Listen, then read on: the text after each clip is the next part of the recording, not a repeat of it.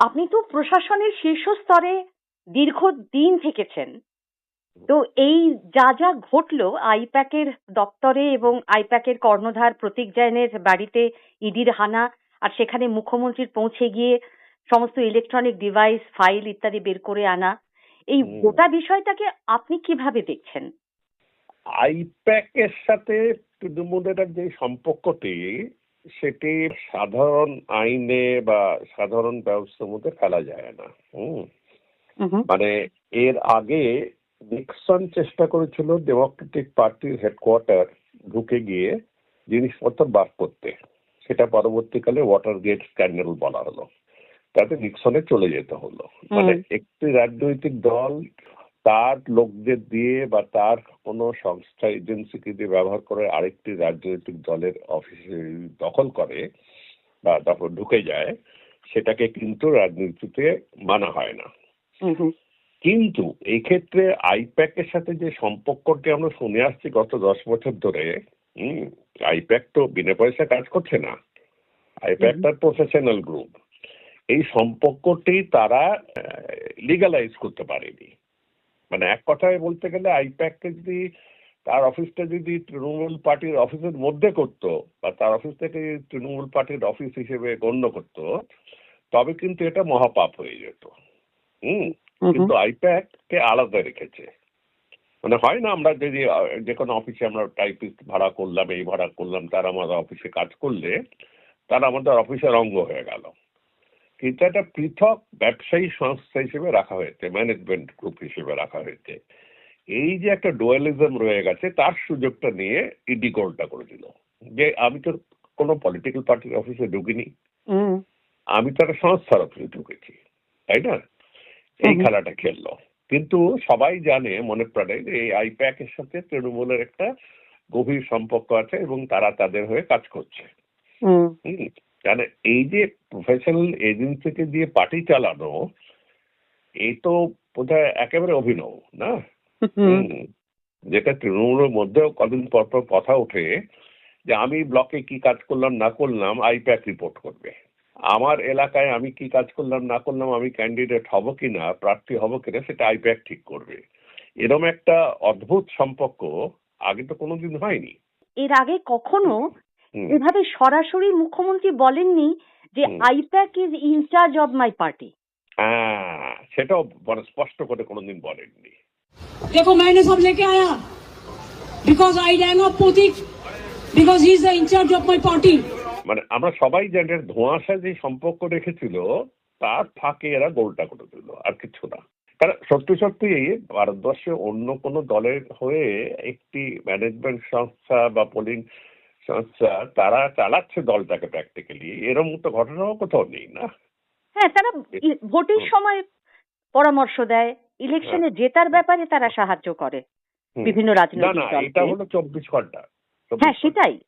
কিন্তু একটা মানে আউটসোর্স করে দিয়েছে ওদের। মানে হ্যাঁ, কিন্তু এখানে যে লিগ্যাল জায়গাটা, অর্থাৎ ইডি তো এবার সুপ্রিম কোর্টে চলে গেছে, যেহেতু কলকাতা হাইকোর্টে এমন গোলমাল হলো যে শুনানি হলো না শুক্রবার। তো ফলে 14 তারিখে নেক্সট হিয়ারিং ঠিক করলেন বিচারপতি শুভ্রা ঘোষ, কিন্তু তারা চলে গেলেন সুপ্রিম কোর্টে এবং মুখ্যমন্ত্রীর বিরুদ্ধে তারা অভিযোগ আনছেন যে তাদের কাজে বাধা দেওয়া হয়েছে এবং যে সমস্ত নথি, ইলেকট্রনিক ডিভাইস এই সমস্ত বের করে নিয়ে যাওয়া হয়েছে, তার ফলে তারা তদন্তে বাধা পেয়েছেন। কি হতে পারে? এটা দুভাবেই দেখা যায়। যদি আমরা ইডির পয়েন্ট অফ ভিউ থেকে দেখি, আমরা একটি ম্যানেজমেন্ট সংস্থা যার অর্থনীতি বা যার অর্থ বা যার ফাইন্যান্স নিয়ে আমাদের সন্দেহ আছে, সেখানে আমরা ঢুকে আমরা নথিপত্র নিয়েছি, বেশ করেছি, আমাদের ক্ষমতা আছে। আবার যদি মমতা ব্যানার্জির দিক থেকে দেখা যায় যে আমাদের প্রার্থীর তালিকার থেকে আরম্ভ করে আমাদের গোপন তথ্য যেসব ছিল সেগুলো নিয়ে যাচ্ছিল।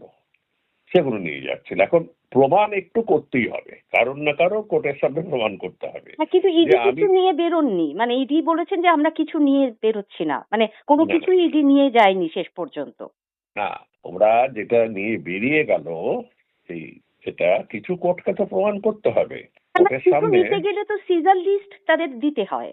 হ্যাঁ হ্যাঁ হ্যাঁ, হয় সিজন লিস্ট দিতে হবে বা কি নিয়ে গিয়েছিল সেটা হ্যাঁ, কিন্তু সেটা তো নেই, মানে ইডি তো হ্যাঁ। কিছু নিতে পারেনি, মানে তাদের বক্তব্য হচ্ছে সব ছিনিয়ে নিয়ে চলে গেছেন মমতা ব্যানার্জি, এই এখন হার্ড point ডিস্ক হচ্ছে, থেকে শুরু করে বাকি সব মমতা ব্যানার্জি যদি দেখাতে পারে যে এটা ছিনিয়ে নিয়ে গেছে, সেই হার্ড ডিস্কটা তার পার্টির গোপন তথ্য, তবে তার একটা আইনগত প্রোটেকশন পেতে পারে যে আমার পার্টির গোপন তথ্য আমি এখানে রেখেছি বা যেখানে রাখি সেটা তোমার ব্যাপার না। হ্যাঁ, সেখানে একটা পেতে পারে। কিন্তু যদি দেখা যায় যে ফাইলটা নিয়েছে সেটা ছিল ফাইন্যান্সের ব্যাপারে, তবে অন্য একটা ব্যাপারে দাঁড়িয়ে যায় জিনিসটা। কিন্তু সেটা কি মানে শেষ পর্যন্ত প্রকাশ্যে আসবে কখনো? হ্যাঁ হ্যাঁ, দেখাতে হবে যে তুমি দিয়েছিলে কেন। আসলে আইনের সামনে যখন ওরা ওদের যখন শোকজের রিপ্লাই দিতে হবে, হ্যাঁ, মানে যেটা নিয়ে বেরিয়েছিলেন আর যেটা তারপর পেশ করা হবে দুটো একই থাকবে আপনার মনে হয়? সেটা তো পুরো আইনের সামনে অ্যাফিডেভিট করতে হয় না। যদি তার মধ্যে গড়মিল পাওয়া যায় তবে তা ভয়ঙ্কর ব্যাপার হয়ে যাবে। সেইটুকু সত্য বজায় না রাখলে তো কোনো পুরো বিচার ব্যবস্থাটাই ভেঙে পড়বে। এখানে দুটো প্রশ্ন উঠবে। এক নম্বর হচ্ছে যে তদন্তটা এতদিন ধরে চলছে, মানে 2020 মামলা, 2022 গোয়াতে সেই হাওয়ালার যোগে পাঠানো অর্থ ব্যবহার করা হয়েছে, এখন এই 2026 বিধানসভা ভোটের কয়েক মাস আগে কেন এই অভিযান চালানো হলো, এই প্রশ্নটা যেমন উঠবে। এটার একটা রাজনৈতিক দিক তো রয়েছে, সেটা তো পুরোপুরি রাজনৈতিক না, পুরোপুরি রাজনৈতিক। ইডি যে কাজটি করেছে সেটি যে রাজনৈতিক ইশারাতে করেছে সে ব্যাপারে কারোর কোনো সন্দেহ নেই। একটা রিক্সাওয়ালাকে জিজ্ঞেস করলে সে বলবে ইলেকশন আগে খুঁটিয়েছে। হ্যাঁ, এত বছর কেন বসেছিল? যদি তার কাছে সাক্ষ্য প্রমাণ থাকতো যে এই টাকা নিয়ে খেলাখেলি হয়েছে, আগে ঢুকলো না কেন? 6 মাস আগে ঢুকলো না কেন? এটা তো সবসময় ইডির ওপর এই দোষারোপ করা হবে। পার্টিটাই যদি রক্ষা না হয় তো মানুষের জন্য লড়াইটা করবো কি করে? ভুলে গেছে বিজেপির এই কান কাটার দলগুলো, নরেন্দ্র মোদীর সাথেও এরা একদিন কাজ করেছে। 14তে যখন পিএম হয়েছিল আইপ্যাক কাজ করেছিল নরেন্দ্র মোদীর হয়ে, চন্দ্রবাবু নাইডুর হয়ে কাজ করেছিল, নীতিশ কুমারের হয়ে কাজ করেছিল, জগন রেড্ডির হয়ে কাজ করেছিল, কিন্তু ওদের আমরা দায়িত্ব দিয়েছি আমাদের আইটি সেল দেখার। মানে ইডি সিবিআই কে রাজনৈতিক স্বার্থে ব্যবহার করার যে অভিযোগটা বারবার পুরো ব্যাপারটা অন্য প্রশ্নে চলে যেতে পারে যে ইডি সিবিআই কে কতখানি রাজনৈতিক অস্ত্র হিসেবে ব্যবহার করা যায়। সুপ্রিম কোর্ট যদি ওইভাবে দেখতে চায়, আর সুপ্রিম কোর্ট যদি একটা পুরো আইনের এতে দেখতে চায় যে একজন আইনের লোক বা সরকারের লোক কাজ করতে গিয়েছিল, তাকে বাধা দেওয়া হয়েছে, 188-তে তাকে পানিশমেন্ট করা হোক। কিভাবে সুপ্রিম কোর্ট দেখবে সেটা তো আমরা কেউ বুঝতে পারছি না। কিন্তু রাজনৈতিক দিক থেকে মানে নানা রকম ব্যাখ্যা করা হচ্ছে। আপনার কি মনে হয় এই যে পদক্ষেপটা করলেন মুখ্যমন্ত্রী, এটা তো খানিকটা বেনজির? তিনি এর আগেও সিবিআই যখন গেছে রাজীব কুমারকে জেরা করতে, তখন তার ভূমিকা আমরা দেখেছি, বা নারদ কাণ্ডে যখন গ্রেপ্তার হয়েছিলেন মন্ত্রিসভার 2 সদস্য এবং তৃণমূল কংগ্রেস নেতা, তখন তিনি গিয়ে নিজাম প্যালেসে সিবিআই এর দপ্তরে ধর্ণা দিয়েছেন, সেটাও আমরা দেখেছি। কিন্তু এইটা যে একেবারে দপ্তরে ঢুকে ইডির হাত থেকে জিনিসপত্র ছিনিয়ে আনা, এটা অন্য কোনো মুখ্যমন্ত্রীকে কখনো দেখা যায়নি। পশ্চিমবঙ্গের ভেতরে এবং বাইরে মুখ্যমন্ত্রী সম্পর্কে যে ধারণাটা তৈরি হলো, এর রাজনৈতিক ফায়দাটা কতটা তৃণমূল কংগ্রেস নেবে মনে হয়? না, উনি রাজনৈতিক ব্যক্তি, উনি বরাবরই বলেছেন রাজনীতিতে আমার সাথে কেউ টক্কর নিলে আমি তাকে দেখিয়ে দেবো, একেবারে পুরোপুরি, আজকের থেকে না 40 বছর আগের থেকে। উনি রাজনৈতিক ব্যক্তি। এখন উনি বলেছেন যে এটা পুরোপুরি আমার রাজনৈতিক ডকুমেন্ট নিয়ে বেরিয়ে এসেছি আমি, তাই তো? আমার রাজনৈতিক গোপন তথ্য তারা নিয়ে চলে যাচ্ছিল, আমি বেরিয়ে এসেছি তাদের এতে। হ্যাঁ, আমি চেয়ারপারসন তৃণমূল কংগ্রেসের হিসেবে গেছি, তাই তো? আচ্ছা, যদি তাই হয় তবে কিন্তু উনি পুলিশ কর্তাদের নিয়ে গিয়েছিলেন, সেটা কিন্তু মুখ্যমন্ত্রী। তবে ওরা কি তৃণমূলের general secretary, deputy general secretary নাকি? সেটা বুঝতে হবে তো। সেখানে একটা ফাঁক থেকে যাচ্ছে।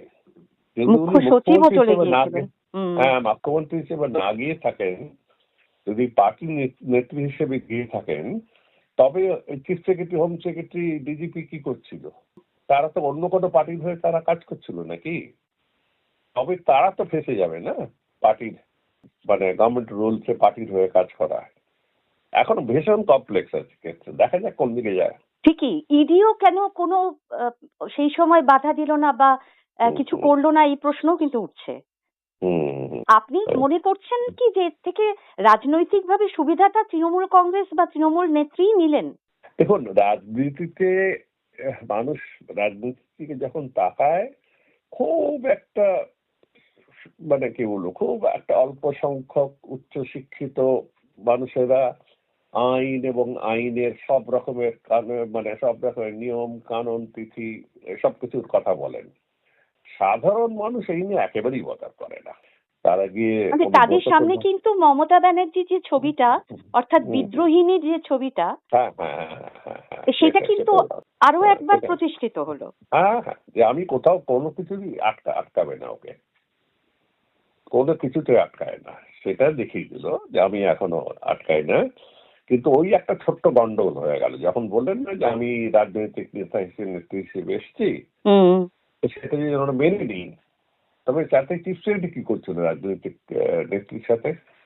মানে আইনের দিক থেকেও কিন্তু এই প্রশ্নটা উঠবে। হ্যাঁ হ্যাঁ হ্যাঁ, তার মানে এটাও আছে এটাও আছে, এটাও আছে ওটা আছে। দেখি না সুপ্রিম কোর্ট কিভাবে দেখে জিনিসটাকে, দেখা যাক। শেষ প্রশ্ন, যে বিজেপির এক্ষেত্রে যে ভূমিকা বা তারা যেভাবে পুরো পরিস্থিতিটাকে মোকাবিলা করছে, এটা দেখে আপনার কি মনে হচ্ছে? বিজেপি তো শুধু চেঁচামেচি করে চালাচ্ছে। তা মুখ্যমন্ত্রীর এই ধরনের কাজ সাংবিধানিক প্রতিষ্ঠানের সরাসরি কাজে হস্তক্ষেপ এবং তদন্তে বাধা দান। তারা তো বারবারই বলছেন যে মুখ্যমন্ত্রীর আসলে গোপন করার আছে এমন কিছু, যে কারণেই তিনি এইভাবে ছুটে গেছেন। হ্যাঁ, সেটা সেটা সবসময় বলতে পারে, সবসময় বলতে পারে। তখন সেই অ্যাফিডেভিটে যে ফাইটার তার তো একটা অ্যাফিডেভিটে কিছু বলতে হবে যে আমি কি নিয়েছি, তাই না? অ্যাফিডেভিটে বলতে হবে, পরবর্তীকালে মেলাতে হবে। এই যে সংস্থা থেকে নিয়েছে আইপ্যাকে বলতে হবে হ্যাঁ তুই সত্যি কথা বলছেন, আমাদের এই ফাইলটি নিয়েছে। তখন আইপ্যাককে বলা যায় যে ঠিক আছে, তোমাদের ফাইলের নথিগুলো দেখাও। মানে ঘরে যখন লোক ঢোকানো হয়েছে, তবে বাইরে ঘরে বসে লাভটা কি, বেডরুমে নেওয়া যাক। এটা অভিনয়, মানে এটা একটা কমপ্লিটলি আনএক্সপেক্টেড এবং আনইউজুয়াল। দেখা যাক, কিন্তু মমতা ব্যানার্জি তো কোনো ইউজুয়াল আইন মানেন না, না? এই হলো কথা। ঠিক, দেখা যাক কি হয়। অনেক ধন্যবাদ আপনাকে, ভালো থাকবেন, নমস্কার।